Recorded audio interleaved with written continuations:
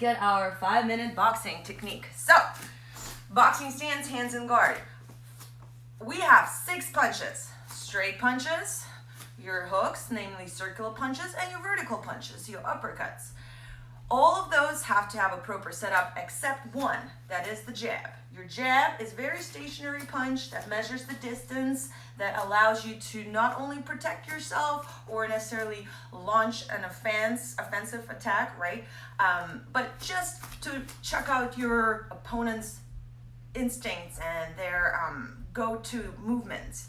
So it's just a setup. The one thing you don't want to do in the jab is lean forward because you're creating opening for yourself and you can't really retract.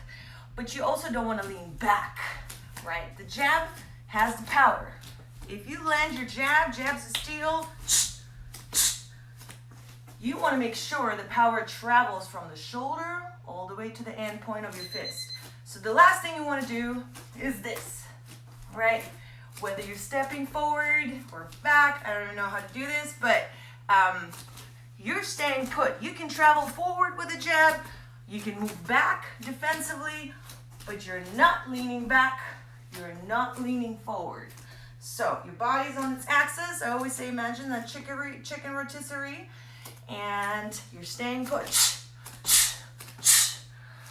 Second thing about the jab, the elbow does not stick out, right? So it starts from here, extend, it ends back here. So the last thing I want to see is that, nice and straight.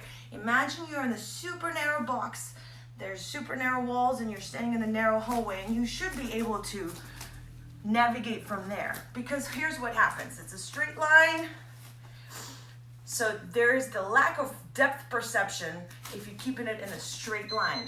However, if you have your elbows out, first of all, you expose your ribs, you expose the body. Second of all, well, it takes longer to launch because you're not moving from point A to point B. Now you have point A, B, C, right? So it's a circular thing that we don't need to do. Okay, so that was the jab. Jab cross, nice and easy, elbows tucked in, shoulders up, chin tucks. We're not leaning back, we're not leaning forward, we're staying put. On the cross, you don't want to lean, but you want to turn and whip that cross. Your knee comes down, your hip turns, and that what creates the rotation. Now that we're talking about the rotation, let's set up the hook. So whenever you want to land your lead hook, and I'm going to say left because I'm an orthodox stance now. If you're a southpaw, it's going to be your right. But either way, it's going to be the lead hook with a hand that's in front of your opponent. So what we don't want to have is open up that arm, right? Because what that creates an opening here, and you essentially will just smack rather than punch. What we want to have is a prior shoulder rotation to set up for that hook. Just like we had with a cross. Your right shoulder's back, allowing you to whip the punch forward. Same thing with a hook. You gotta move that shoulder back and bring the hook. Now, if you're starting with a hook, rotate and then launch. If you're starting with a jab, guess what? You're not keeping your shoulders stationary. You're still going to have to wind it back, right? So that's the one thing that is very important, to have that power in those punches. Now, a lot of people drop their hands on that hook, bam! Make sure the hand almost comes even higher. You pressing into your backhand, protecting yourselves. Oh my goodness, my timer's going crazy. Is it just me being slow? Just kidding. All right, so let's try it again. 1, shoulder stationary, you're not leaning forward or back. Nice and straight. 2, whip it forward. Hip turns, shoulder turn, and you see how my shoulder is back? There comes the 3. Here's your hook, lead hook. Now let's just go 1, 3. 1, 3. 1, 3. Check out my shoulders. Good. And yes, you can totally do it really fast.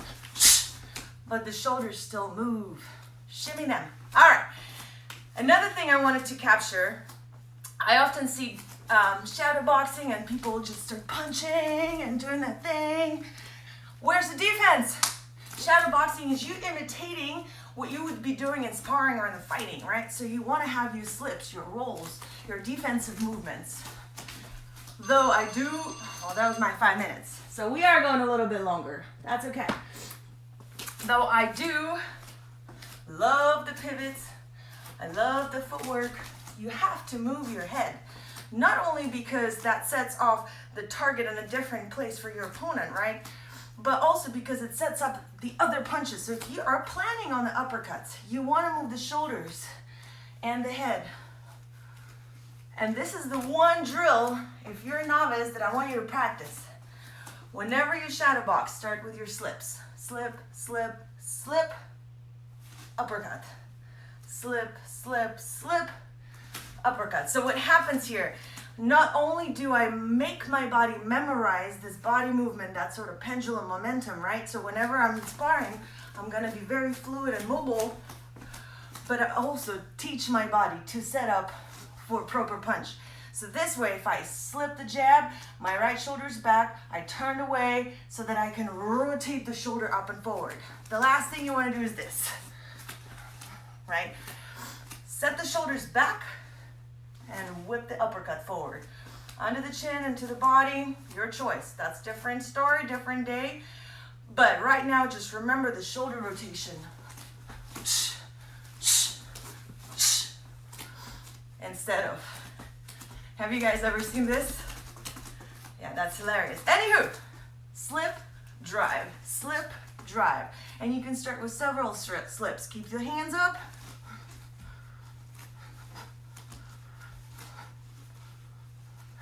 All right, so that did it. We covered the shoulder positioning, the body leaning back or forward, staying in one straight axis, turning the shoulders and the hips on the cross, setting up for your punches through rotating the shoulders to the rear, and finally, the body movement, head movement, and setting up for proper rotation.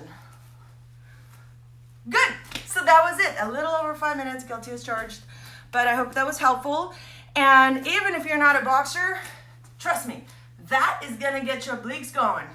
I love this drill. I give it to anybody who's non-boxer, and they love it because they're like, oh my God, there's so much rotation in these movements. There's so much work. Boxing is tough, and their drills are fun, and you get to learn things.